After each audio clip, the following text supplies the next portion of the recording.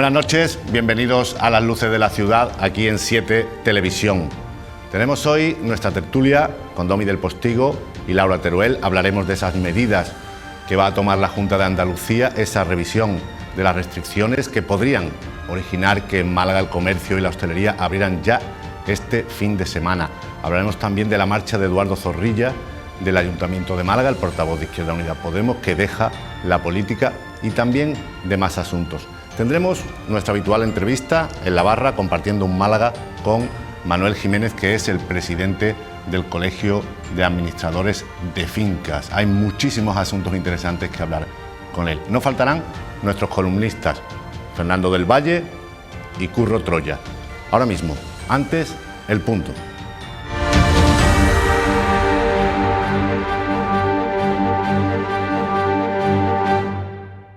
Estoy contaminado, pero del virus de la perplejidad.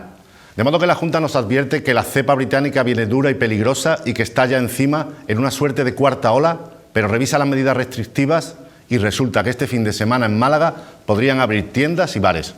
No pasa nada si dijeran que apuestan por la economía. No pasa nada si la apuesta fuera por la salud. Lo malo es el bienquedismo, el sustito a las decisiones duras, el ni una cosa ni otra.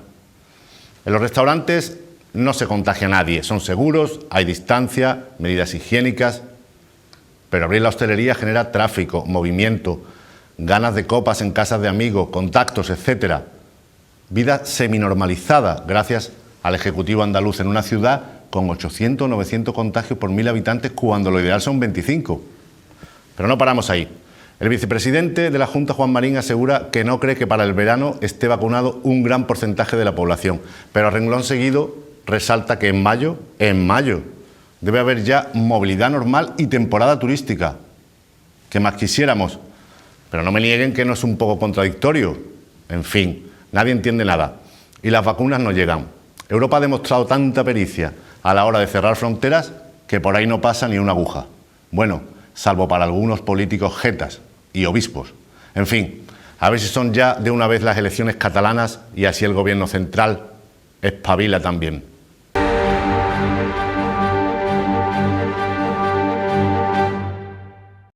Pues aquí estamos de nuevo, después de nuestro punto, y ya sin más preámbulo vamos a la tertulia, como les indicaba al principio, con Domi del Postigo y Laura Teruel. Buenas noches a ambos. Buenas noches. Buenas noches. ¿Qué tal? Compañeros. Muy bien. Os veo radiantes. Bueno, no solo lo estamos, lo somos. Quiero decir que es una cualidad que no se adquiere, se tiene, se lleva a gala, se comparte.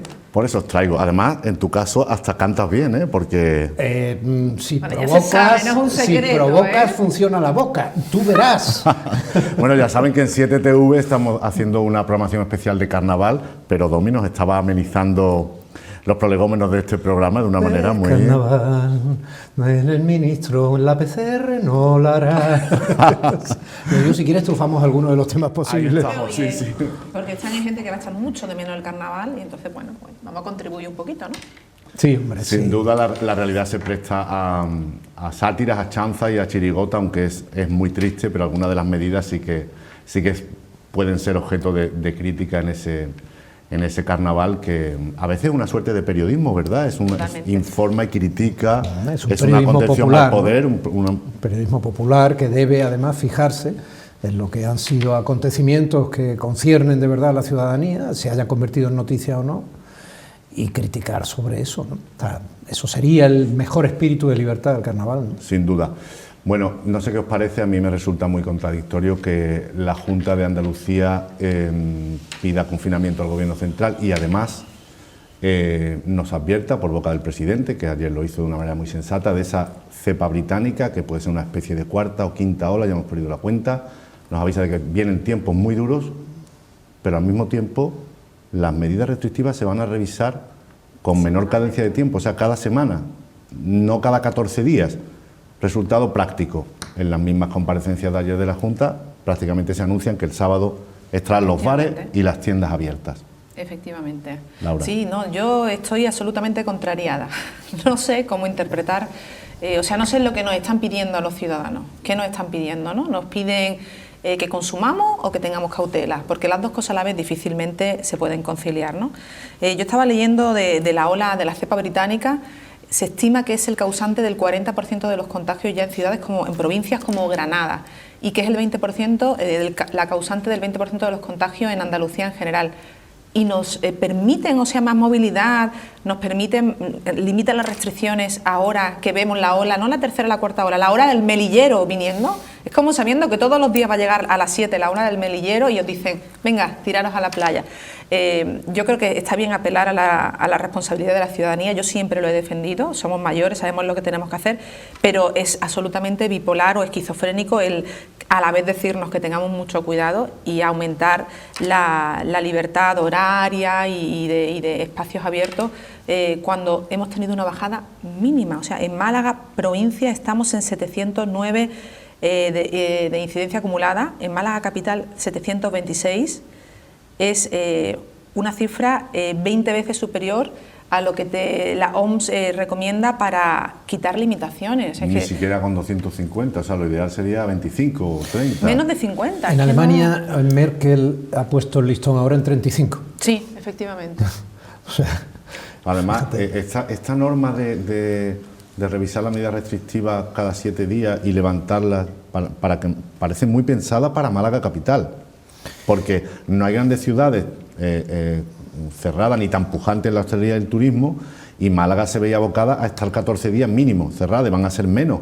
Parece que esa norma de revisar a la baja está muy pensada para Málaga, ¿no? Pero si es que el alcalde lo lleva pidiendo desde claro, hace por la una presión semana, de hostelería y alcalde. El presidente Moreno Bonilla le dijo hace una semana que no, que había que esperar el ciclo de 14 días, y algunos lo aplaudimos. Dijo, efectivamente. Y algunos lo aplaudimos. Yo no lo puedo Con la medida del entender. alcalde han resultado, la presión debe haber resultado. Sí.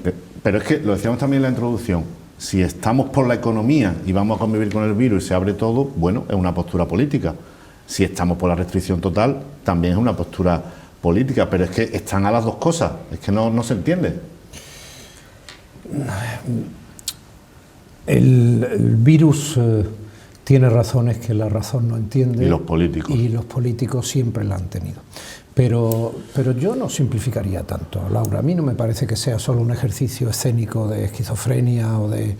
Yo creo que las cosas son complejas. Sí, seguro. Aquí hay presiones y no son presiones no comprensibles, quiero decir, no son soterradas, no son... No. Son las presiones de quienes de manera desesperada pues obviamente tienen que cerrar sus modos de vida, y de quienes trabajan con mejor o peor calidad laboral en esos lugares que cierran, no solo de los propietarios.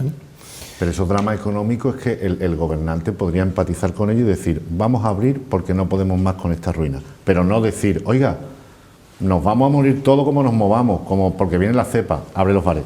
No, sí. Es un poco... No, hombre... Te chocan el mismo mensaje. Vamos a ver, hoy había 4.072 positivos detectados en Andalucía, la bajada era muy grande respecto, por ejemplo, ayer de 200, O sea, esto ha salido este mediodía sobre las 12. Entonces, quiero decir, ellos trabajan tendencias, pero claro, yo no voy aquí, yo es por generar debate. Venga. Yo entiendo, claro, entiendo que no debe de ser fácil tomar decisiones que apunten solo a uno de los dos desequilibrios. Si apunta solo al confinamiento, como medida que está clara que funciona, nos lo digan los hosteleros que nos lo digan, y lo diga el juez que apoya a los hosteleros en el País Vasco que lo diga, el confinamiento funciona, ¿vale?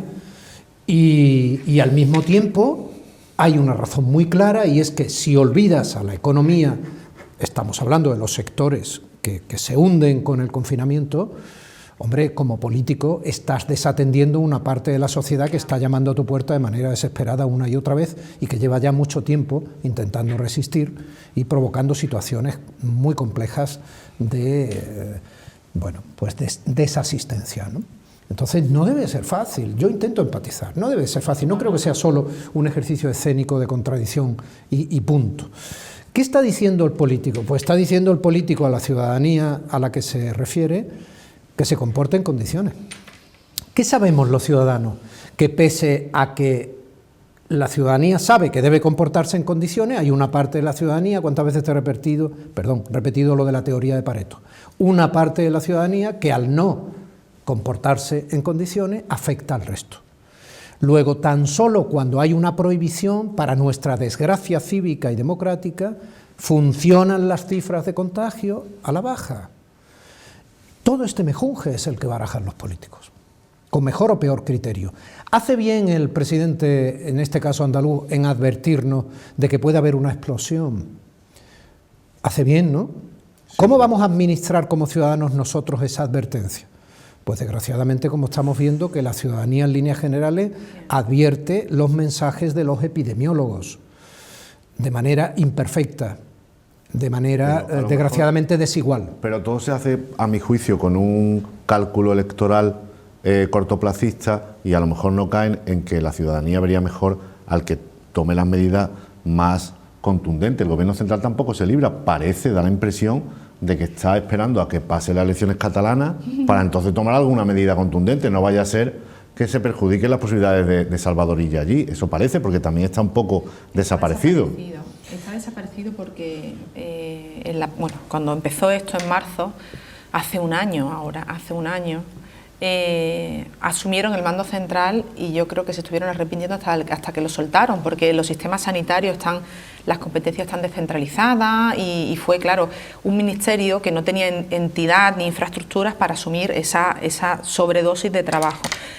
Aprendieron la lección y decidieron que en las sucesivas olas o en los siguientes estados de alarma iban a ser las comunidades que tanto habían reclamado las que lideraran los procesos de desescalada en sus regiones, ¿no? Y ahora yo es verdad que veo a la ministra y al gobierno un poco alejados de la gestión y sin querer que les salpique. Pero esto se está gestando y yo me hago cargo de que no es difícil, es dificilísimo. Jamás querría yo estar en una responsabilidad tan complicada. A los gobiernos autonómicos, pero es una esquizofrenia en pedir no es un día una cosa y al día siguiente la otra, sino el mismo día las dos cosas, ¿no? Yo creo que la ciudadanía lo está haciendo bien, si es que lo he dicho muchas veces, pero a veces cuando compramos los décimos de los ciegos, los cupones, tenemos la esperanza de que nos va a tocar y tenemos una posibilidad entre 100.000. Pues con esto tenemos 726 posibilidades entre 100.000 de que nos toque coger el coronavirus. O sea, que las posibilidades son mucho más grandes y esperanzas tenemos pocas, o sea, tenemos más en la lotería que en esto. Pero por muy bien que lo hagamos, si es que las restricciones funcionan muy bien. O sea, es tan evidente en cualquier gráfico como el día que empiezan las restricciones, a los 14 días la curva baja, que hay que darle ciclos de 14 días para que funcione, ¿no? Y con respecto a lo que has dicho de Alemania, el otro día colgué en Twitter, ahora en la publicidad lo vuelvo a colgar, tengo una amiga viviendo en Düsseldorf que me dice, no, si aquí estamos con 79 creo que era, cada 100.000 habitantes, 79, que en Málaga creo que solo lo tiene un municipio, que tiene un contagiado de 1.500 habitantes, no me acuerdo exactamente si era Archez o algo así, Archez. Y me dice... Atajate sigue sin tener ninguno. Sí, empezaba por A, a lo mejor Atajate. También. Ahí, así me gusta. Pues me dice mi amiga, ha dicho Merkel que hasta que no bajemos de 50 en Alemania entera no quita restricciones. Estamos con restricciones desde diciembre, y dice, y Alemania tiene 200 de media. Y ahora me decía, ya han vuelto a bajar. Claro, cuando yo colgué esto en Twitter la gente me dijo, pero es que en Alemania los hosteleros tienen mucha ayuda, las empresas tienen mucha ayuda, así cierra uno con menos pena. Claro, que pues Alemania es mucho más rica que España. Y respecto a Tajate, son unos centenares de habitantes, que todo tiene sus trucos y están en un sitio muy aislado. Claro, allí en la serranía. Es que todo es...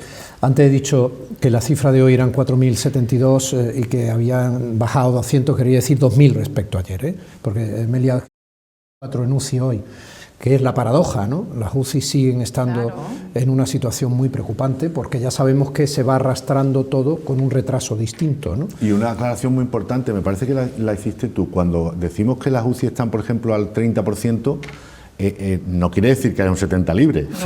No, quiere decir que nada menos, o sea, nada más y nada menos que un 30% de las camas de la UCI son de pacientes COVID, ¿no? Pero que están saturadas. No, vamos a ver, el problema de los hospitales es el de estar viendo permanentemente que un tirón más de ingresos sin que hayan podido salir, porque están bastante tiempo, sobre todo los que llegan a UCI con gravedad, les supone no tener hueco, y no tener hueco es moralmente un desastre, es vernos... Vamos, no quiero ni pensarlo. El tamaño de la UBI es relativo porque el clínico ha convertido en UBIs espacios, o sea que está el 30% de una UBI sobredimensionada y no con el doble o el triple de personal que necesitarían. De todas formas, o sea, parece que aquí se está, bueno, aquí por lo menos se está tratando de, es la impresión que da, ¿no? Como lo del hospital militar que se ha remozado en infraestructura y tal, parece que se está previendo, porque también se da un mensaje político que a ningún político le gusta. Oiga, cuando nos dicen que hay 12 camas en la cafetería de los médicos de Carlos Haya puestas, habilitadas, pues hombre, usted no piensa, camas en una cafetería, ¿qué significa camas en una cafetería de hospital? O cuando se nos dice que en tiempo récord se ha hecho una inversión importante de dinero público, que tarde o temprano tendremos todos que pagar, ¿no? Para habilitar un nuevo hospital. Se podría haber hecho. El hospital de Estepona, que lo hizo a pulmón el ayuntamiento, fíjate, o sea, y ahora lo ha recepcionado la Junta. Vamos a ver, ¿no? A ver si miramos un poco, porque o cuando se dice que se ha establecido un convenio al margen de entrar en críticas más o menos partidistas con la sanidad privada, o si es más o menos humo, ¿qué hay detrás de todo esto? Pues detrás de todo esto hay la advertencia grave y real de que tenemos un problema que puede ser mucho más grave. Bueno, vamos a continuar nuestra conversación enseguida, pero antes vamos a escuchar a el primero de nuestros columnistas de hoy, a Fernando del Valle, director de ABC Andalucía.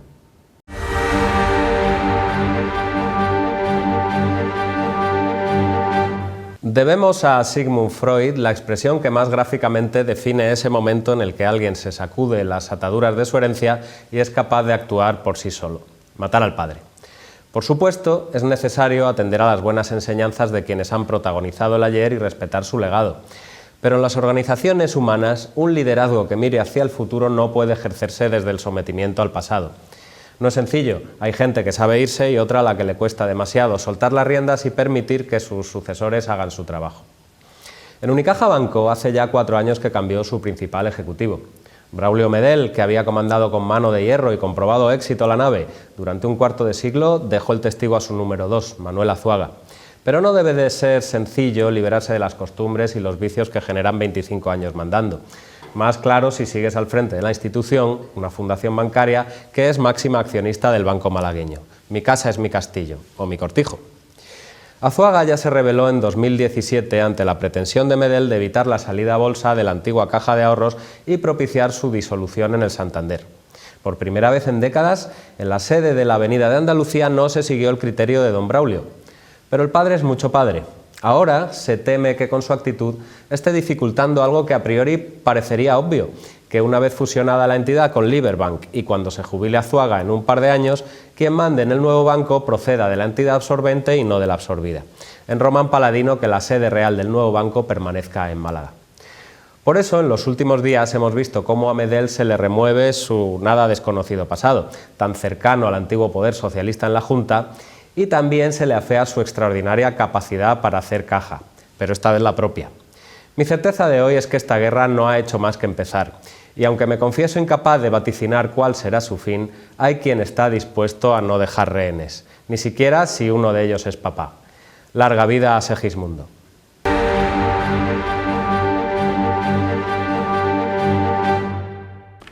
Bueno, ahí estaba Fernando del Valle dándonos noticias y claves de esa guerra en la entidad. Bueno, prometen episodios jugosos, estaremos atentos. Segismundo en su cueva, que toda la vida sueño. ¿Y los sueños? A veces financiados son. Estamos aquí para cambiar estrofas para lo que haga falta. ¡Hombre! ¡Hombre! Bueno, le estábamos dando antes un poquito de cera a algunos comportamientos políticos, pero los jueces, sin generalizar, no se quedan atrás, ¿no? Hemos visto esa sentencia en el País Vasco, el Tribunal Superior de Justicia de allí, que ha revocado nada menos que el cierre decretado por el gobierno autonómico de la hostelería, y además dice el hombre que no está comprobado y ha descalificado también a los médicos virólogos, ¿no? O sea, vamos, increíble, ¿no? Estas cosas no deberían pasar. Que una sentencia entre en argumentos médicos, sí, digamos. Estas cosas no deberían de pasar.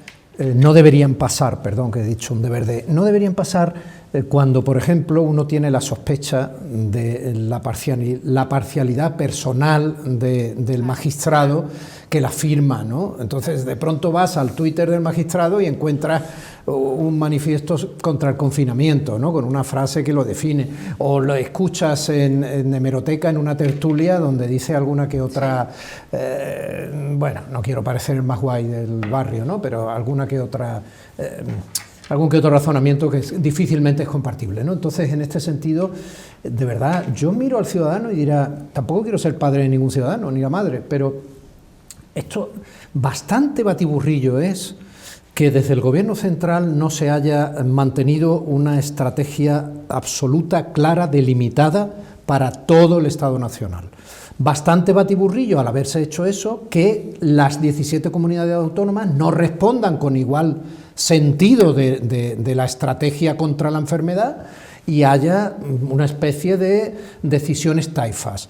Y si a eso ahora le sumas que depende el Tribunal Superior de Justicia de cada comunidad autónoma o alguno de sus magistrados, se van a frenar o no decisiones que parecían consensuadas por estadística de eficacia, como decíamos antes, a mayor cierre, a mayor confinamiento, a mayor restricción, el virus se rebaja. Pues ahora resulta que eso puede ponerlo en evidencia a un juez que impide que se produzca ese cierre, que basada en esa estadística y en los criterios epidemiológicos, el poder institucional, en este caso el Ejecutivo, decide. Esto es inabarcable. Sí. La sensación es de batiburrillo absoluto. Sí, sí. O sea, ¿cómo cogemos el sistema ante un reto de Estado, típico reto de Estado, que es una enfermedad?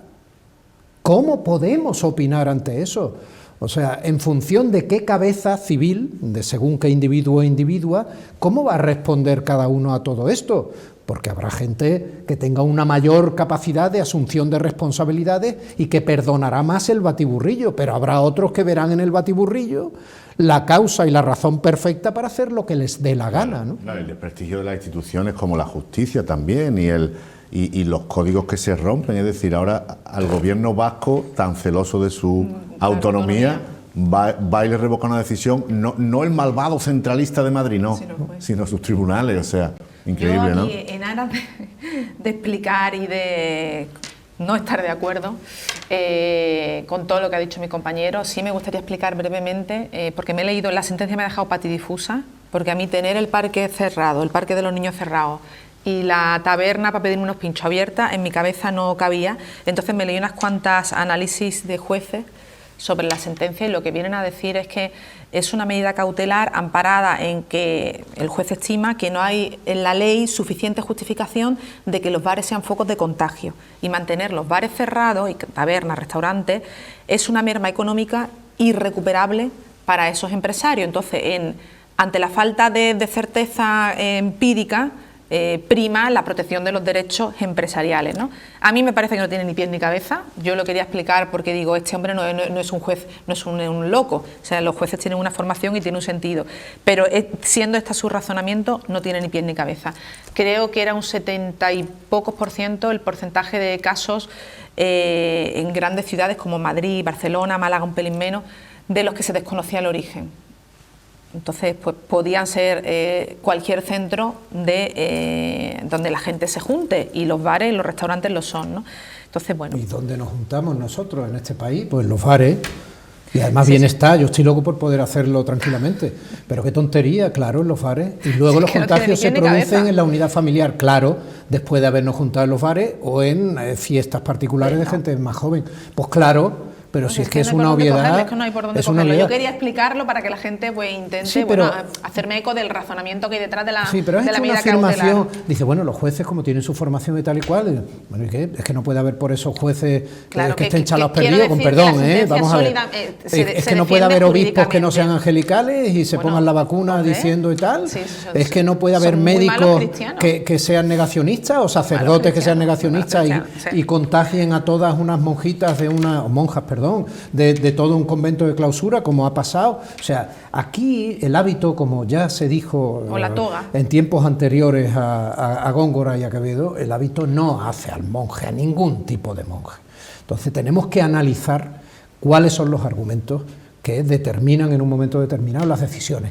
Y aparte de eso, tenemos que analizar si, porque estén argumentadas, la decisión de alguien puede trastocar la política sanitaria, que a mí me parece grave. Claro. O sea, ¿cómo está esto armado? Claro, yo lo que quería decir y lo único que quería explicar es que es una medida cautelar en defensa de unos derechos que se están viendo mermados con respecto a otros que él entiende que no queda suficientemente probado. No estoy de acuerdo, como ya he dicho, pero eso me ha recordado mucho a un dato que he leído hoy que me ha dejado muy sorprendida, que la Junta prohíbe la venta de alcohol a partir de las 6 de la tarde. No sé si se refieren al alcohol de higienizarse las manos, porque en esa lucha contra la pandemia creo que también los ciudadanos tenemos que ser críticos y no admitir que vale todo. Entonces decía que la Junta lo justificaba diciendo que esto valía para acabar con la incidencia y para luchar contra el alcoholismo. Pero bueno, seguimos siendo una democracia, creo yo, con derechos individuales, a pesar de las restricciones. Sí. Entonces, vamos por partes, vamos a luchar contra vamos la por pandemia partes, no acabo de entender esto. Alcoholismo, ¿no? Hombre, No pueden colarnos una reducción de derechos, aunque tomar alcohol no es el derecho de nadie, o sea, no es un derecho básico ni esencial, pero bueno, el libre consumo sí. No entiendo cómo nos podemos aceptar que nos reduzcan o que nos limiten ciertos ejercicios individuales de nuestra calidad de ciudadanía, amparado por la pandemia. No, en esto no. Pero es que tampoco es verdad, ¿no? No es ni eficaz ni práctico. Porque es que no lo entiendo, es que no lo entiendo. Pues entonces compro las botellas por la mañana para tener más y a lo mejor dicen eso. Que es para que no se consuma en la calle, pero si en la calle hay menos riesgo de contagio, lo que quieren es que se consuma en los bares. ¿Sabes que esto es todo? No, Está pensado que el gin tonic de después de comer a las 5, pues se les calienta el pico. Venga, vamos a comprar y vamos a tu casa. No, en ese Igual sentido, está pensado para eso. En ese sentido, pero yo creo que no está mal pensado. Es una restricción de derechos que no se puede amparar. Que no se puede justificar. No, yo en ese sentido creo que no está mal pensado, pero lo del alcoholismo me parece una pamplina que no es comprable. Vez que cuando viví en Noruega no se puede, hay muchas restricciones porque hay una tasa de alcoholismo superlativa y hay muchas restricciones. Entonces creo que era a las 4 que cerraban las tiendas, pues los chavales jóvenes pues compraban su alcohol con previsión, porque los nórdicos son muy premeditados. Entonces yo no sé, realmente no entiendo el alcance de la medida, en qué va a ayudar esto a luchar contra la pandemia. O sea, son medidas ineficaces frente a las que se han demostrado que funcionan. Solo voy a dar un dato, es que hoy estoy estremecida. El 41%, con respecto a 2019, en enero de 2019 se calcula la media de gente que fallece en todos lados, ¿no? En Málaga, en todas las provincias. Con respecto a enero de 2019, este enero de 2021 han fallecido un 41% de personas más. 407 personas, sí, es escandaloso. Pero solo han sido 200 y pico de COVID detectadas. Luego ahí vemos el verdadero problema de esta enfermedad. Quiere esto decir, lo mismo que cuando vemos los muertos del momo, quiere esto decir, el momo es el organismo que estadísticamente cuantifica toda la mortandad en España, quiere esto decir que parte de esos otros muertos probablemente también han muerto de COVID, pero no fueron detectados, a ver en qué circunstancias, en sus casas o en zonas de pobreza, y otra parte indirectamente provocada por la situación de la pandemia. Esto es tremendo. Enfermos que se dejan de atender. Es tremendo, es tremendo. Que se programan más tarde. Se dejen de parches, por favor, si ya sabemos lo que funciona. Sí, bueno, sí. Que estoy muy indignada, perdónenme, porque claro, el vicepresidente Juan Marín nos habla de que para el verano, para mayo ya podemos viajar, entonces ojalá, o sea, yo lo firmo, dígame usted dónde hay que firmar que en mayo yo puedo viajar. Si a mí me encantan las buenas noticias, pero en los mundos de Yupi, si no hay restricciones ahora y no seguimos con los límites, con los confinamientos, en mayo no viajamos, vicepresidente. Claro, es que antes hablaba Domi de que a lo mejor no es cuestión de que se diga una cosa y casi la contraria a la misma comparecencia, sí, pero es que lo hacen de continuo. O sea, esa noticia, el vicepresidente de la Junta, que también es consejero de Turismo, dice, por un lado, que no va a haber un gran porcentaje de la población vacunada en verano, pero que en mayo, o sea, antes, va a haber normalidad y vamos a viajar y se va a recuperar la industria turística, que más quisiéramos. Pero es que no parece que se pone el disfraz de consejero de Turismo, que hace muy bien el alentar a ese sector, que es vital. Pero luego el otro disfraz institucional es el que tiene que alertar a la prudencia, es que no vamos a estar vacunados. Tendría que vacunar 1 millón o 2 por semana para que estuviéramos todos en verano vacunados, o más. Bueno, ojalá, venga, vamos a ver, ¿no? Ojalá. Se trata de eso, es la única manera. Las vacunas son fundamentales para levantar la economía y para evitar más muertes, que es lo que más nos, evidentemente, o más gente con secuelas después de haber pasado el virus, para evitar saturar el sistema de salud y quebrarlo, y para que el virus no mute más, que es algo en lo que tampoco se hace hincapié. Estamos ahora bastante asustados, con razón, con la cepa británica, Pero el otro día, hablando con un biólogo del CSIC, me lo explicaba más o menos así, digo por si nos sirve un poco a todos entenderlo. El virus tiene como una especie de llave para entrar a través de una proteína en la célula humana, ¿vale? Entonces va cambiando, es como una llave que va girando sus combinaciones y tiene una serie de combinaciones posibles, no eternas. O sea, tiene una serie de combinaciones. Cuando gasta las combinaciones ya no puede entrar. Y lo que hace él mismo es generar un dígito o un carácter más para seguir combinando, ya que ha gastado las otras combinaciones. Entonces no es que mute porque esté buscando, es que en sí mismo, ese organismo tan pequeñísimo, que en este caso para colmo es pequeñísimo porque es un filamento de ARN además, que ni siquiera es doble como la hélice del ADN, pues entonces tiene que ir ahí, el tío va buscando porque es su vida, es que sencillamente es replicarse su existencia, que no es una forma de vida muy sin bares, pero es su existencia, ¿no? Entonces el tío, si no paramos los posibles contagios, llegará otra vez, una y otra vez, a agotar sus nuevas combinatorias y generará un caractercito más, y a eso le llamamos mutación. Luego la vacuna también es fundamental para parar una de esas posibles mutaciones que está en la idiosincrasia de un virus que se replica cuando se contagia mucho y gasta sus combinaciones de llave, porque una de esas mutaciones puede ser peor. Y tendremos que volver a rehacer vacunas, que ya tenemos algunos problemas, como yo avancé en este programa, respecto a la cepa sudafricana, que efectivamente ya parece demostrado que se está comportando muy rebelde frente a alguna pauta de vacunación. Entonces, por Dios, las vacunas, por Dios, o sea, tenemos que vacunarnos. A mí me da igual ponerme la Sputnik, aunque con eso gane Putin a Borrell. O sea, es que, por favor, ahora mismo este planeta tiene que estar en la vacunación, y en ese sentido además me alegro que AstraZeneca Oxford sí esté también en la pauta de los laboratorios que entienden que hay que aflojar con la patente o ponerla barata, al menos al principio, para detener una pandemia como es este caso con el tercer mundo. ¿Vale? Sí, no, la ventaja que le veo a la vacuna es no morirse, básicamente, también. Pero fíjate, pero está bien. Pero mira todas las demás ventajas, porque es verdad que si te mueres, te mueres y ya te da igual, y tu familia vive con ese dolor. Pero la vida siempre sigue, José María, la vida sigue. Somos tan chiquitillos que nos cuesta asumir esto si no estamos nosotros. La vida sigue y tiene que seguir, y tienen que seguir nuestros hijos. Y esto funciona así, y ese es el único foco, ese objetivo. A ver si la Unión Europea, que ha sido quizá demasiado garantista, ¿no?, pues puede acelerar ese flujo de vacunas. Dejemos de pelearnos políticamente con lo de las vacunas, de verdad. Dejemos de utilizarlas como argumento partidista una y otra vez. Ha dicho y va a seguir. Juan Marín ha dicho por una favor. cosa que me parece reseñable en ese sentido.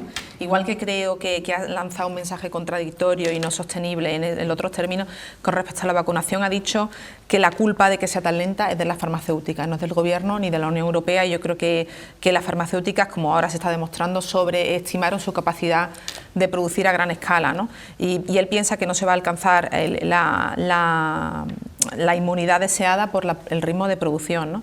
Con respecto a AstraZeneca, me gustaría también decir que a mí me sorprende cuando se dijo que las vacunas no es que no fueran seguras para los mayores de 65 años, sino que no se habían probado en una muestra suficientemente grande. Y entonces se dijo, vamos a esperar que hay algunas que sí están probadas y otras que no.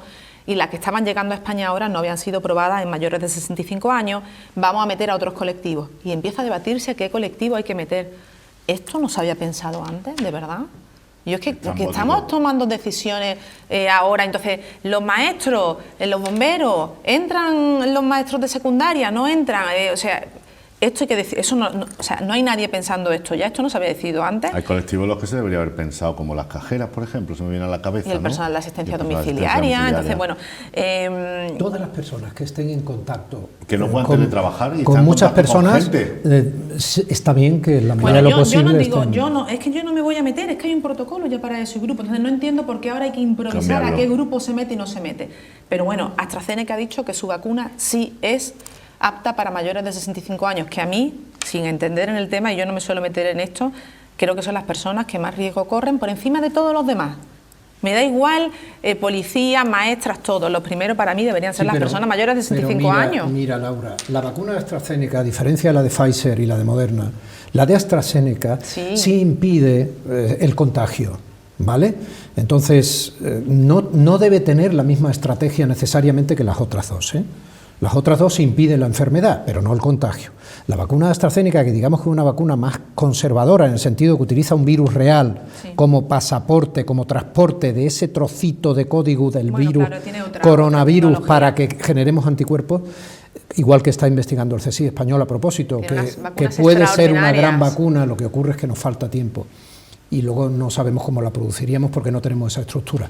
Pero esa vacuna requiere otra estrategia distinta. Entonces, en ese sentido, por eso todo esto es muy difícil de explicar, hay que leer mucho, hay que hablar con mucha gente. Pero no podemos tener la sensación de que estén improvisando, porque a mí ahora cuando se dice que no se pueden poner a mayores de 65 años y se plantea qué grupos entran, no está pensado ya de antes. Es que no está estudiado ese grupo, Laura, no se ha estudiado ese grupo. Sí, que no se le puede poner... Porque la vacuna tardó más que las otras, por eso como me saben, pasar a la fase 3. De repente se dice que la vacuna no puede ir para mayores de 65 años, lo entiendo, lo respeto, pero se tendría que saber quién va, o ahora hay que discutir quién va. Bueno, no sé. La sensación nuestra es de que se está improvisando. Yo, sinceramente, no me preocupa tanto eso como que cuando me toque me llamen y ya está, y que se vacune la gente. Yo lo que quiero es que se vacune cada vez más gente. O sea, yo creo el ciudadano debiera relajarse en ese sentido, no estar tan pegado a los debates, que se vacunen. Lo importante, lo que sí debemos estar muy alerta y sí nos debe preocupar es que nos lleguen vacunas a diario para poner. Ya está. Era un poco desesperante al principio el ritmo. Sí. Bueno, yo hoy tengo mucho curro, pero mi curro favorito es Curro Troya y su Arde Troya, que vamos a escuchar ahora mismo.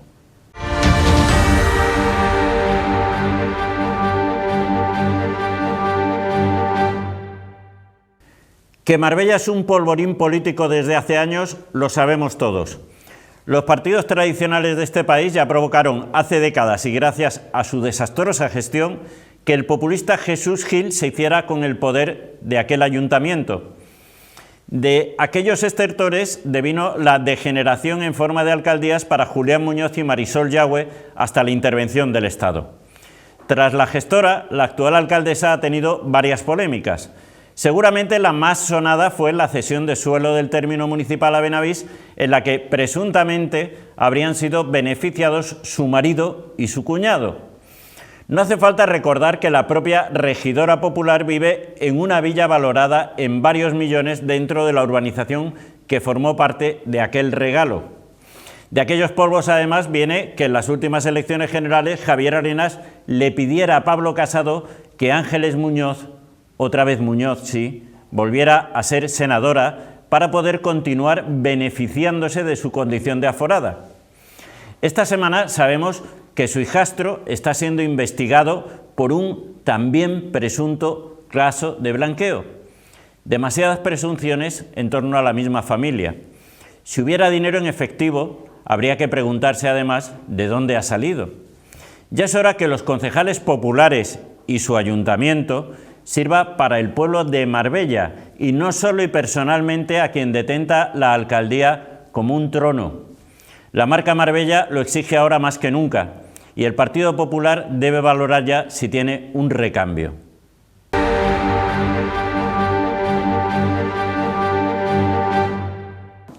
Bueno, ahí estaba Curro Troya, siempre provocador, saludablemente provocador y que no deja indiferente a nadie. Ha sido el segundo de nuestros columnistas. Antes oíamos a Fernando del Valle, que también, ¿no, Domi? Nos comentaba una cosa y una iniciativa bonita. No es que no te estuviera atendiendo, ni es que la estaba leyendo. Estaba escuchando, es que me enviaba Fernando, da la casualidad y tal, me hacía partícipe de que hay una iniciativa malagueña y de las muchas iniciativas que tratan de paliar, sí, porque está Cruz Roja detrás, o sea, una cosa absolutamente institucional, ¿no?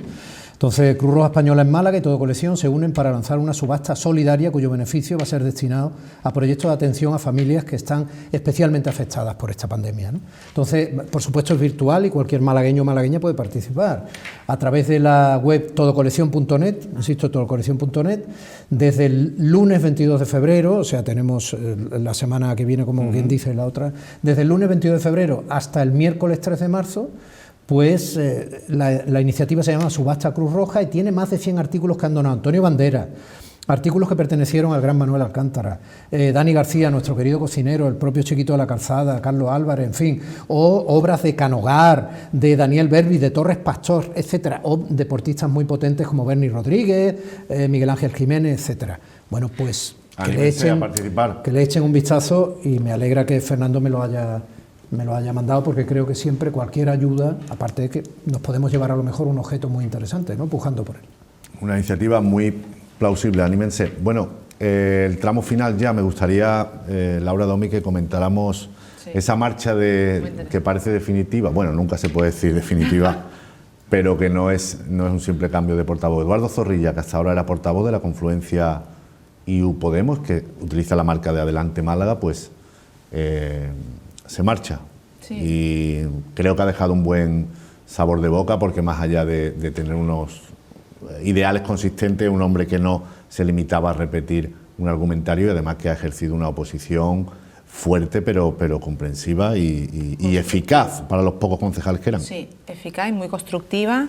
Yo creo que toda la ciudadanía malagueña conoce a Eduardo, y es difícil hacerse un nombre en la política malagueña, donde tenemos un alcalde tan protagonista y con una trayectoria tan larga. Y Pedro Moreno Brenes primero y Eduardo Zorrilla han sabido liderar al grupo de Izquierda Unida de una forma muy reconocible, ¿no? Yo quería citar a Pedro porque cuando Moreno Brenes lo dejó, alguien decía: uy, Izquierda Unida pierde a un líder estupendo, carismático, comunicativo. Bueno, pues yo creo que Eduardo Zorrilla ha estado desde luego a la altura, es una persona coherente, a la altura en todos los sentidos, porque es altísimo, ha estado muy a la altura, es una persona muy reconocible en Málaga, muy cercano a Las Peñas, y que creo que ha liderado con honestidad varias luchas por las que creo que se le va a recordar, como el no a la Torre del Puerto, o el derribo de la Mundial, o en algo que yo coincido muchas veces con él, en la movilidad sostenible, la defensa del uso de carril bici, que no lo hemos comentado, pero lo de la Alameda sin carril bici con una acera de 50 metros peatonales es un despropósito que no cabe en ninguna. Una concentración ciclista, por cierto. Sí. Yo quiero reconocer la labor de Eduardo, además un político que no se salía del tono a pesar de la contundencia de sus mensajes. Para nosotros como periodistas era a veces complicado, porque no nos daba el titular estruendoso o corto que necesitábamos, pero bueno, la política agradece ese tipo de figura. Yo creo que se ha visto arrastrado por la confluencia de Podemos e Izquierda Unida, sabe que no se puede volver a presentar, era el momento de irse porque tenía otra opción de trabajo fuera, y de que volviera al grupo municipal otra compañera de Izquierda Unida, pero de cualquier manera ahora se le acababa la portavocía, porque se hicieron un relevo entre Izquierda Unida y Podemos, y yo creo, me aventuro a decir que el grupo de Unidas Podemos, Izquierda Unida y Podemos en el Ayuntamiento de Málaga va a perder mucha representatividad y mucha trascendencia pública con su marcha. Va a perder fuerza seguramente, ¿no, Domi? Yo aprecio a Eduardo, lo valoro. Pero Eduardo era un poco aquello de ellos las prefieren rubias pero se casan con las morenas, ¿no? Todo el mundo hablaba muy bien de él, pero luego los votos se los llevaba fundamentalmente Paco de la Torre. Estas cosas se dan en política, son así, ¿no? Eduardo no tiene una sombra en su expediente. Ya fue una persona guerrera y batalladora desde que vino de Marbella. Eduardo tiene un currículum valioso y valorable, y es un tipo estupendo. Se ha ido además haciendo política social, porque se ha ido sin desaprovechar que en la política se está un tiempo, no debe ser tu profesión. Yo soy abogado, voy a volver a la profesión de abogado. Es verdad que el contexto se lo ha propiciado y yo le valoro que lo haya decidido ya. Efectivamente, esto de la confluencia con Podemos es muy compleja, ahora le toca la portavocía a Podemos, se queda Reme por él, que es una mujer muy bregada, a la que también aprecio, pero Izquierda Unida tiene un problema, y ese problema pues será analizado. Supongo que poco a poco, como hay incluso bromistas que la llaman izquierda hundida, ¿no? A veces con ganas de hundirla más, pero bueno, la izquierda creo que en líneas generales, y sobre todo en el Ayuntamiento de Málaga, pues tiene que reencontrarse, y ahora tiene la oportunidad Dani Pérez de ser ese líder por el que está pugnando, ¿no? Exacto. Ser, ¿no? Porque vosotros... Se supone que De la Torre no se presentará más, aunque con Paco no se sabe nunca. Yo llevo diciendo que no, dos mandatos, pensaba que no, así que ahora no voy a apostar. Hoy José Antonio Sau, que es también columnista habitual de este programa, hacía una crónica en La Opinión, hablando un poco de lo que distintas fuentes opinan sobre qué puede ser, cómo puede ser el futuro de la izquierda, o esas alianzas. ¿Vosotros creéis que sale ganando Daniel Pérez portavoz socialista, porque va a haber una voz que quizás le hagan menos competencia, y al mismo tiempo Izquierda Unida, con mucho menos fuerza de concejales, ha hecho una oposición, pregunto, tan notoria como la del PSOE. Es que yo veo la oposición de Izquierda Unida, la he visto muy cohesionada en torno a la figura de Eduardo, o sea, un liderazgo muy reconocible, y creo que a Dani Pérez le falta todavía un poco de trascendencia o de visibilidad pública, a pesar de tener un mayor número de concejales. Yo creo que este primer ha sido un mandato de rodaje, de hacer equipo, de darse a conocer, pero creo que le falta esa visibilidad que sí tenía. Tenía los votos, pero no tenía la visibilidad de Eduardo Zorrilla. Pero todo depende de contra quién se presente. Y yo, hombre, ahora voy a decir que creo que contra Paco de la Torre no, pero eso también lo dije en la última. O sea que no soy muy buena haciendo vaticinio yo con el señor alcalde. Bueno, es su oportunidad, que la aproveche, También tendría que tener el partido detrás, y el PSOE es un partido ahora mismo muy complejo en Andalucía, ¿no? Pero es su oportunidad, que la aproveche. Muy bien, pues con eso nos quedamos. Nos vamos ya. Laura, gracias. A ti, a vosotros. Gracias, Domi. A ti y a vosotros. Placer.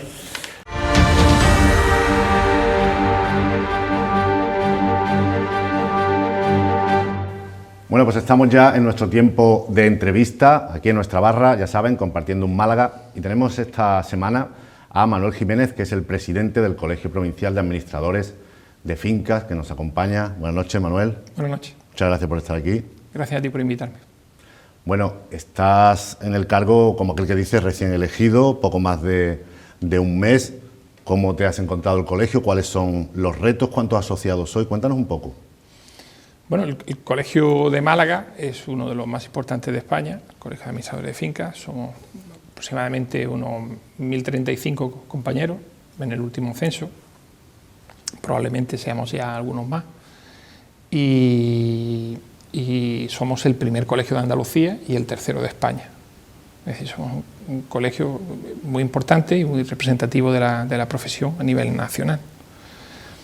¿Cómo me encontré el colegio? Pues bien, es decir, que la transición ha sido correcta, y ahora lo que estamos es poniendo en marcha todas las comisiones de trabajo para que cuanto antes empiecen a funcionar y consigamos cumplir con los objetivos de nuestras promesas electorales, que para nosotros suponen un contrato y hay que hacerlas lo antes posible, y además llevar con el día a día del colegio lo mejor posible también, ¿no? Los administradores de fincas de la provincia de Málaga sois un colectivo potente dentro de vuestro ámbito, hasta tal punto, ¿no?, lo comentábamos antes fuera de cámara, que estáis prestos a organizar un encuentro nacional, ¿no?, un congreso que podría ser en Málaga. El Congreso Nacional estaba... Obviamente ahora en tiempos de pandemia estamos hablando de cuando la cosa claro. amaine, ¿no? El Congreso Nacional estaba previsto para este año. Sí. Es una labor que estaba realizando la Junta de Gobierno anterior, pero dada las circunstancias, en el mes de junio de este año, que es cuando estaba previsto, no se va a poder celebrar. Entonces, hemos conseguido una prórroga y probablemente sea a finales del mes de junio o a principios del mes de julio del año 2022 cuando celebremos aquí el Congreso Nacional. Los administradores de fincas son unos profesionales muy cercanos, que todos tenemos en mente. Los problemas de las comunidades son recurrentes. Ha cambiado ya mucho eso de que el presidente de la comunidad fuera, más allá de caricaturas televisivas, que el presidente de la comunidad fuera un poco el vecino más echado para adelante, y luego por turno, ¿no? Esto se ha profesionalizado también mucho, como debe ser, ¿no?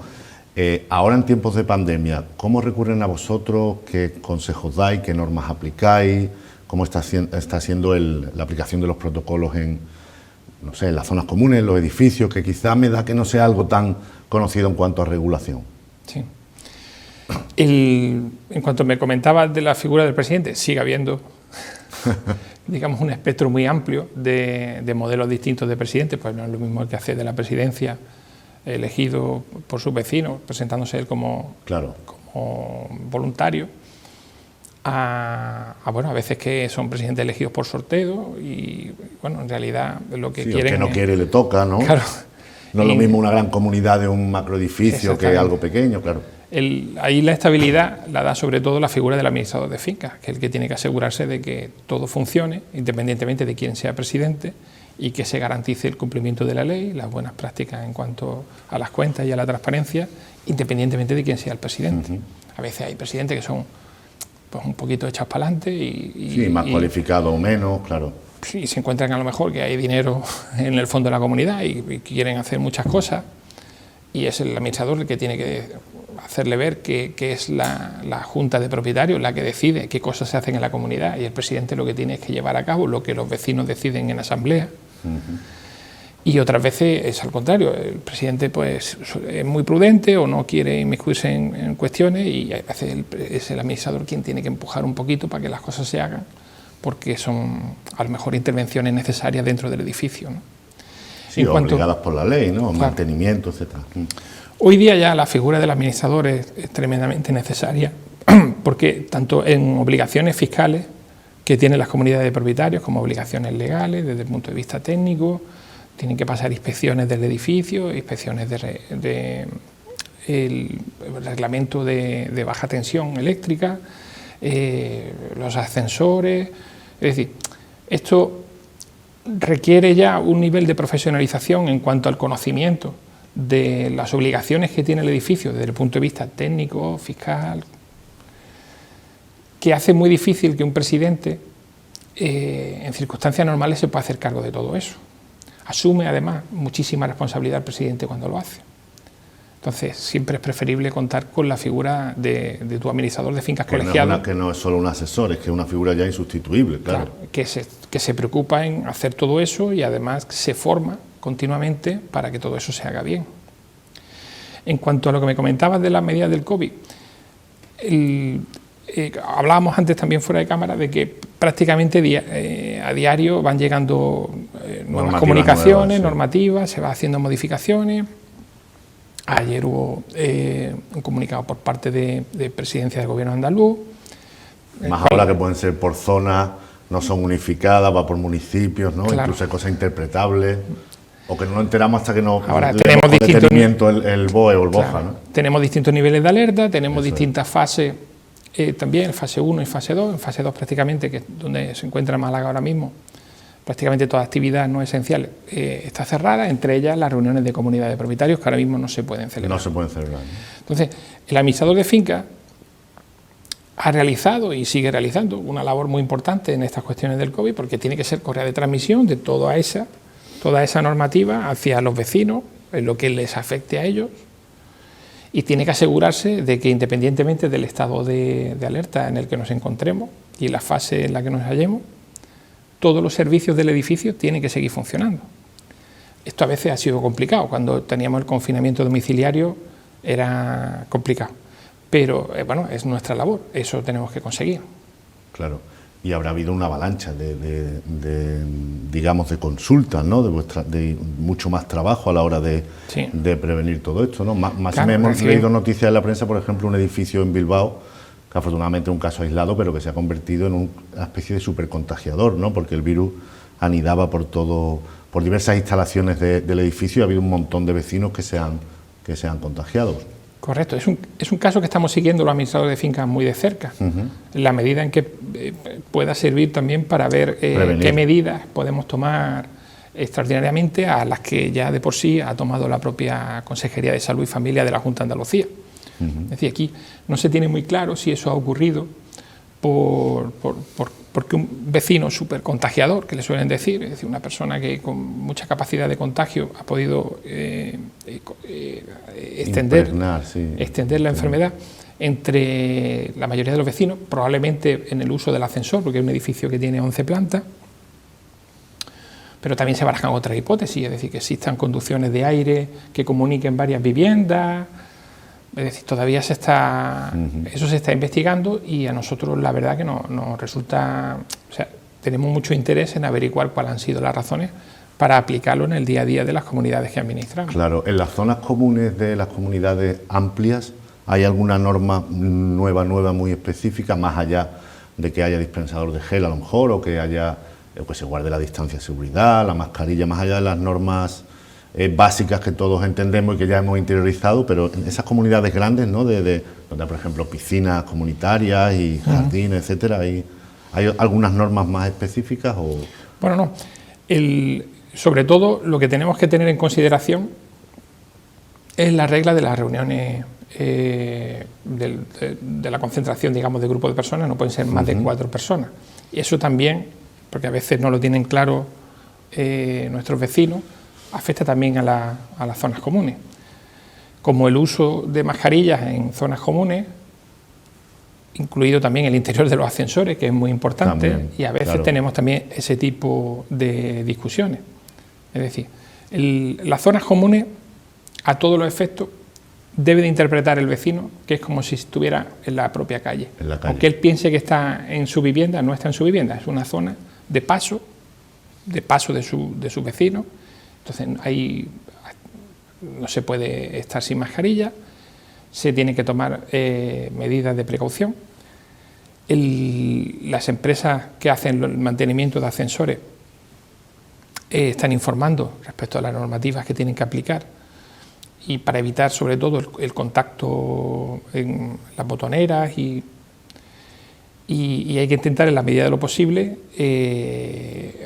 comportarse dentro de una zona común, de una comunidad de propietarios, igual que si uno estuviera en la calle. No tener la sensación cuando uno abre la puerta de la cancela del portal que ya está en su casa.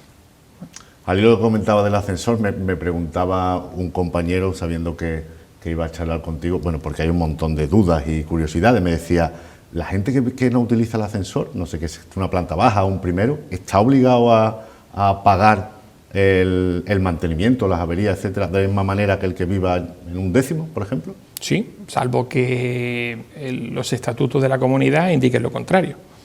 Es decir, en este caso, si el propietario disfruta, digamos, de ese servicio, aunque no haga uso de él, porque vive en una primera planta, deberá pagar por el servicio exactamente igual que el que vive en la 9ª planta, claro, aunque a lo mejor haga menor uso de él. Otra cosa distinta puede ser para a lo mejor los locales comerciales que no tengan acceso al ascensor. Normalmente ese tipo de propiedades ya vienen reguladas en la escritura de división horizontal, que establece un apartado que es los estatutos del edificio, suele ya venir regulado, que están exentos del pago de los mantenimientos y de las reparaciones de los sistemas de elevadores o antenas, porteros u otros servicios de los cuales no disfrutan. Normalmente cuando uno compra ya más o menos tiene claro cuáles son las reglas y a qué se expone, pero claro, hay comunidades que llevan muchos años, que hay muchos alquileres, muchos inquilinos que vienen, que van, y entonces hay muchas veces confusión, por ejemplo, por, no sé, las azoteas, ¿no?, o los jardines.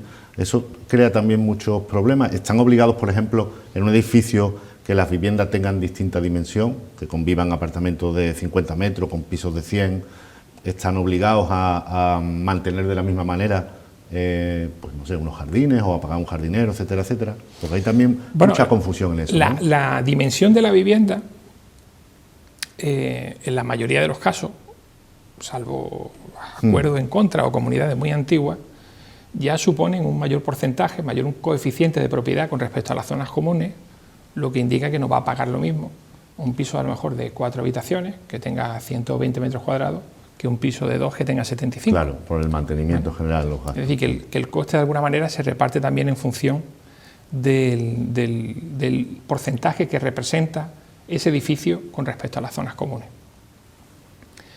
Esto suele ser generalmente así, pero es verdad que hay edificios que desde su constitución a lo mejor acordaron, pues, porque muchas veces a lo mejor se constituyeron sin un administrador de finca y acordaron que todas las viviendas, independientemente de su tamaño, pagaban la misma cantidad, o todos los locales, independientemente de su tamaño, pagaban la misma cantidad.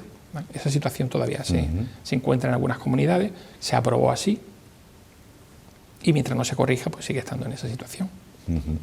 Otra fuente de conflictos, me imagino grande, es la morosidad, ¿no?, el impago de cuotas. ¿Tenemos datos de cómo es la morosidad en las comunidades en la provincia de Málaga y en relación, digamos, a otros territorios? ¿Hay una alta tasa de morosidad o de impago? Actualmente no disponemos de ningún informe que podamos cuantificar el incremento de la tasa de morosidad. Digamos, la opinión general que tienen los miembros de la Junta de Gobierno, con los cuales hemos tratado esta cuestión, porque es una cuestión recurrente cada vez que nos encontramos en una situación de crisis, en este caso, es que está moderadamente creciendo la morosidad. Al hilo de la crisis que ha provocado la pandemia, ¿no? Al hilo de... Pero no podemos cuantificarlo ese aumento, ¿no? En cantidad, no te podría decir Y exactamente antes en porcentaje. digamos, antes de la pandemia, que era muy voluminoso ese impago, ¿o era algún porcentaje? Tuvimos picos entre el año 2009 y el 2011 de muchísima morosidad.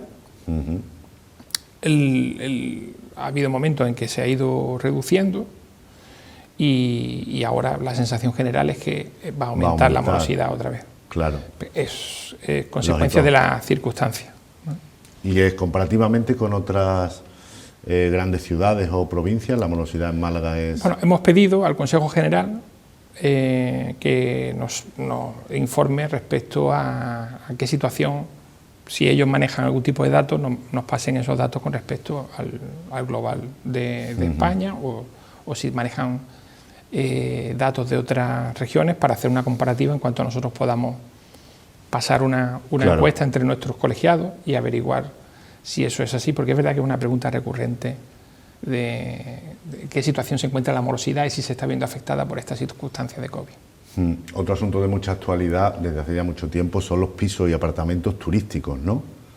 Como en Málaga han generado gran controversia, sobre todo en el centro histórico, porque hubo una especie de invasión, ¿no? Y mucha gente los veía como una fuente de riqueza, de dinero, que también riega los negocios de alrededor, dinamiza el centro, pero otros veían como un empobrecimiento de la oferta turística y también, claro, genera un problema importante en las comunidades que conviven con ellos, ¿no? Problemas de ruidos y de fiestas, mucha gente rota en el mismo piso. Eso es una problemática que os ocupará mucho tiempo, ¿no? Así es una realidad incuestionable. Nosotros, entendiendo perfectamente el interés legítimo de un vecino por ganar dinero con su vivienda, nos tenemos que poner siempre de parte del vecino residente, porque es en realidad quien se está viendo afectado por esta situación. Claro. Entonces, en ese sentido, nosotros no estamos en contra de las viviendas turísticas. Nosotros me refiero como el colectivo de administradores de fincas.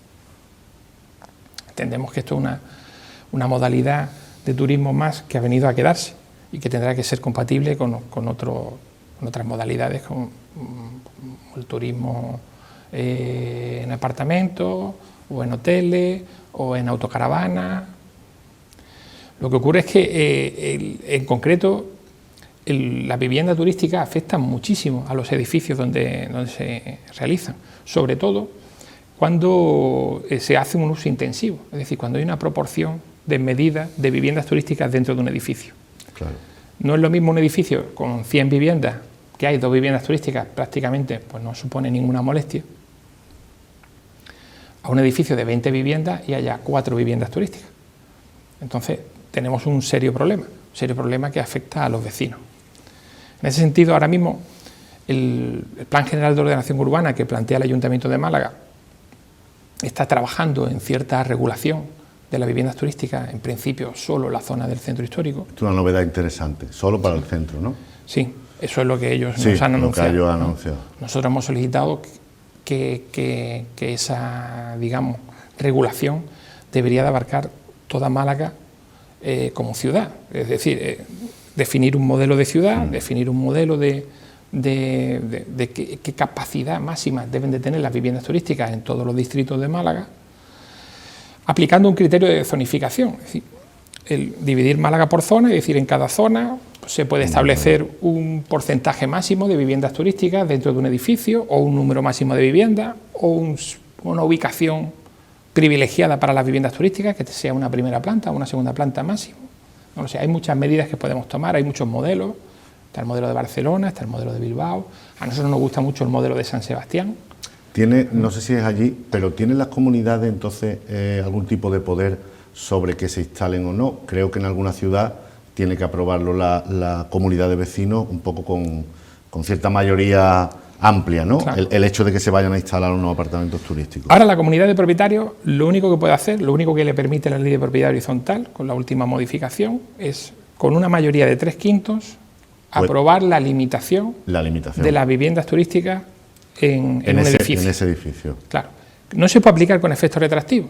Es decir, que Claro. si hay 4 viviendas turísticas, esas 4 viviendas turísticas que están registradas en la Junta de Andalucía pueden seguir ejerciendo su actividad. Si hay 3 propietarios que quieren convertirla y solo pueden ser 2, ¿qué criterio? ¿El que primero registre la Claro, solicitud? claro, o... ahora mismo no existe limitación. Ahora mismo no existe ese problema. Es decir, la cuestión sería que esa vivienda estuviera registrada antes de haber tomado el acuerdo de comunidad de limitar la actividad. Y la ley también permite que la comunidad de propietarios pueda subir la comunidad a las viviendas que sí ejercen esa actividad, hasta un máximo de un 20%. Eso es lo que la ley nos permite. Pero lo que nosotros creemos que sería suficiente, o sea, que sería necesario, es que el proceso previo del alquiler vacacional fuera necesario el visto bueno de la comunidad de propietarios. Es decir, que no la comunidad de propietarios tenga que aprobar por un acuerdo de comunidad la limitación de la actividad, sino que para que se hiciera la actividad se tuviese que contar con un permiso de la comunidad de propietarios, que es diferente.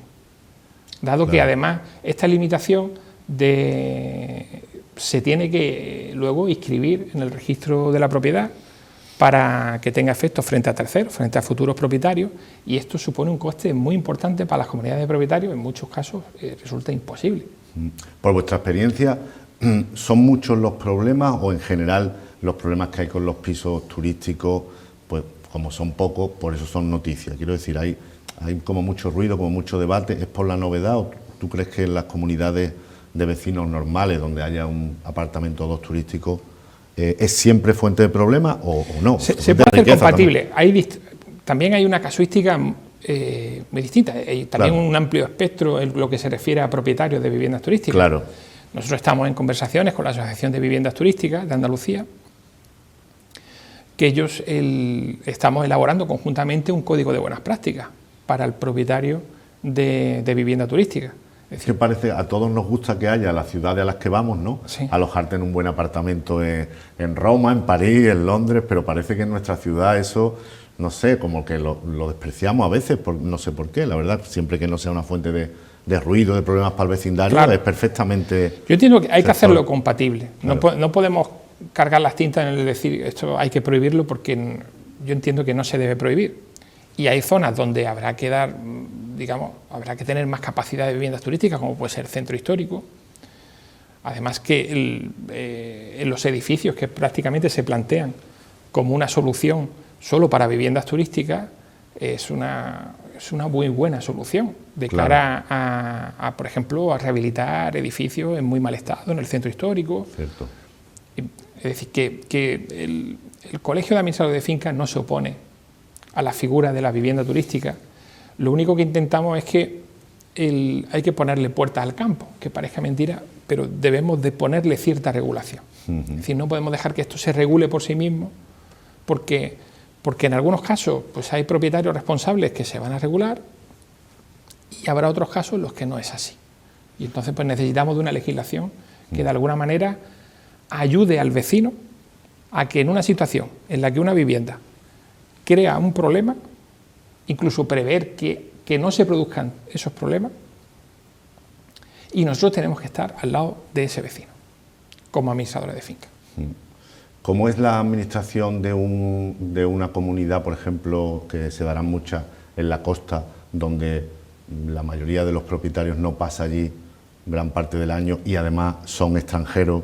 Esas comunidades lo tienen todo muy delegado, a lo mejor no tienen ningún problema, no hay un ruido salvo en verano, ¿no? Habrá muchos casos de este tipo, ¿no? Estoy imaginando pues urbanizaciones un poco cerradas o edificios de apartamentos, no sé, en Marbella, en Fuengirola, Benalmádena, etcétera, en los que no haya casi nadie nunca y además los propietarios casi se desentiendan porque lo tienen ahí para venir escasamente, ¿no? A lo largo de la costa hay muchísimas comunidades de propietarios así. Eso condiciona, por ejemplo, la fecha en la que se realizan las reuniones de propietarios. Claro. En Comunidad de Propietarios de Málaga, normalmente las reuniones suelen ser o al principio del año o a final del año. En este tipo de comunidades, si el mes de más presencia de vecinos es el mes de julio, se suelen hacer las reuniones en julio. Tiene su problemática especial, necesita a veces de intérprete, pues porque tiene a lo mejor residentes alemanes, residentes ingleses, y el administrador tiene que ir asistido por un traductor, claro, en los casos de que no domine el idioma. Y luego sí que es verdad que se conjugan momentos de muchísima actividad, es decir, en el verano la comunidad tiene muchísima actividad y durante el invierno parece que está en un proceso de invernación, Claro. que no quita que hay que seguir manteniendo todos los servicios. Sí, cumpliendo con todo. Es decir, la comunidad sigue necesitando tener su seguro, su mantenimiento de bombas de achique, de grupos de presión, de ascensores, pues todo tiene que seguir funcionando, aunque de un edificio de 40 solamente haya 5 personas viviendo. Claro. Esas 5 personas tienen derecho a poder vivir, claro. Casa con esto también porque en la costa y en la provincia de Málaga hay muchas viviendas vacías, pero no solo es un problema de las viviendas vacías, es la ocupación. Hay muchas noticias en este sentido en los medios de comunicación, hay cierta intranquilidad, ¿no? ¿Cómo vivís vosotros el fenómeno Ocupa? Y parece que ha trascendido a la marginalidad y ahora parece que hay ocupas que toman eso como modo de vida habitual en edificios normales de gente trabajadora, sí, digamos, ¿no? O sea, enfrentáis a mucho... Sí, hay que distinguir también cuál es el origen de la ocupación. Es decir, no es lo mismo las personas por necesidad que ocupan una vivienda, y eso lo conozco personalmente, pues me ha afectado a mí me han ocupado una vivienda por necesidad, y a como tú bien dices, pues esa mafia organizada, esos pequeños grupos que hacen negocio ocupando viviendas y luego vendiendo esas llaves a unos terceros. Es decir, el proceso de la ocupación ha tenido un incremento importante, más del 60% en los últimos 4 años. 60%. Sí, en Andalucía estoy hablando. Y nos encontramos con una situación que es muy difícil de solventar, porque nosotros entendemos que aquí lo que hay es una falta de una legislación que agilice sobre todo el proceso de desahucio. Claro.